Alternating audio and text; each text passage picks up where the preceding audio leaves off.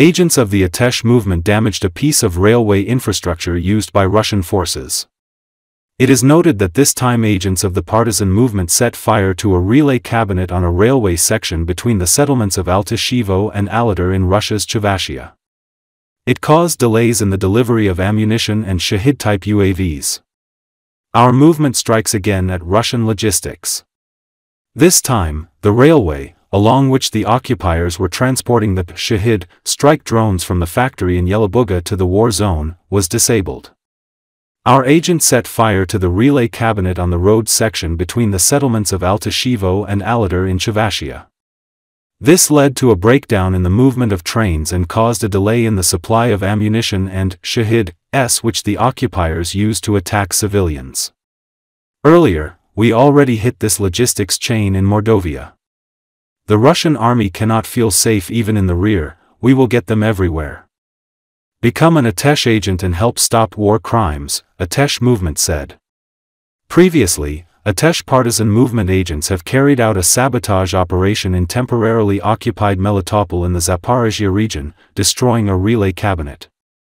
According to the resistance movement, the targeted strike dealt a significant blow to the logistics system used by Russian forces and is already affecting their combat readiness. Melitopol remains a key transport hub for Russian troops, serving as a transit point for ammunition, fuel, and military equipment heading toward the front lines near Robotyne and Kamyansk. As intense fighting continues in those directions, even brief supply delays can critically weaken Russian forces and trigger logistical disarray, Atesh wrote on their official Telegram channel.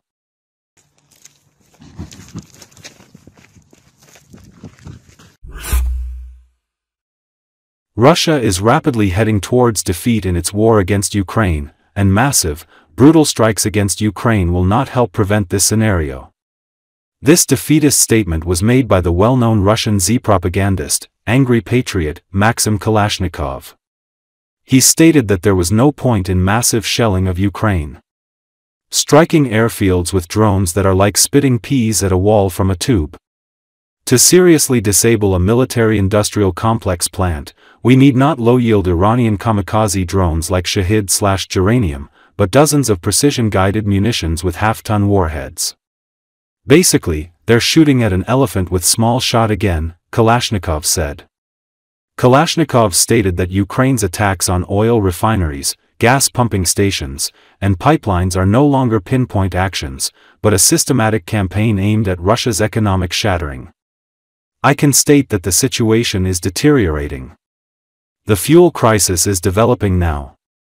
The voices of those who say that they have to switch to ration consumption using coupons, basically fuel cards, are becoming louder and louder, he said.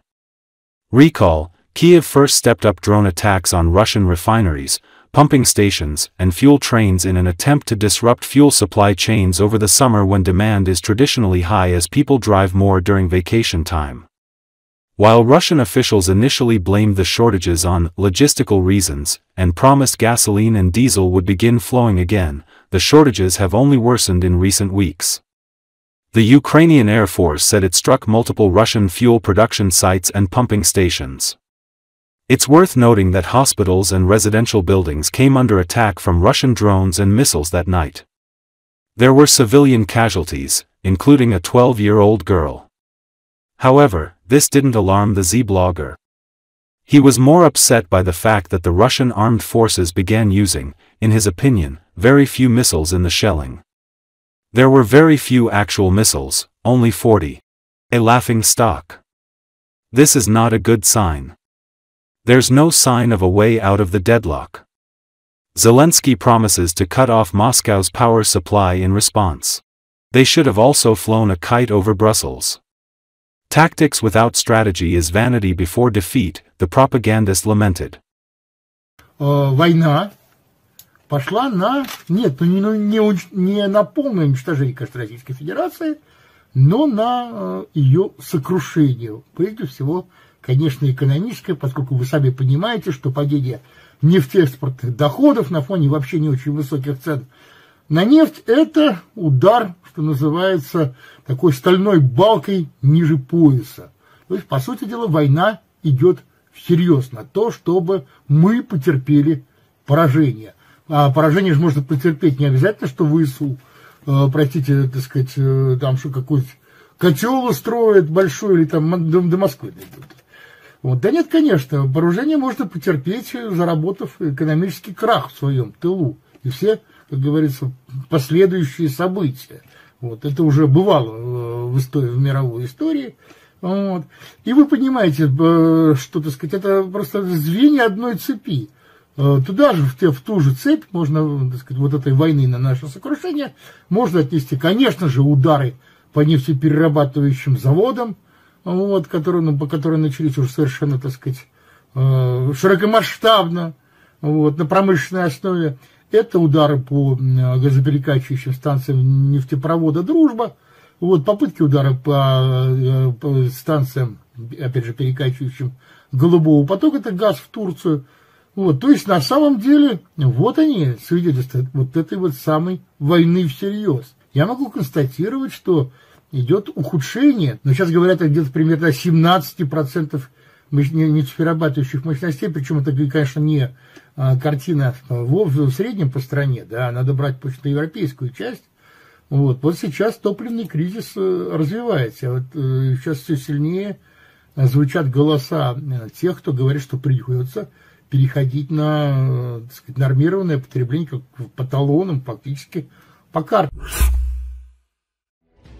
Ukraine's Baba Yaga heavy bomber drones have destroyed 4 North Korean-made 170mm self-propelled M1989 Koksan howitzers in the eastern direction of the front.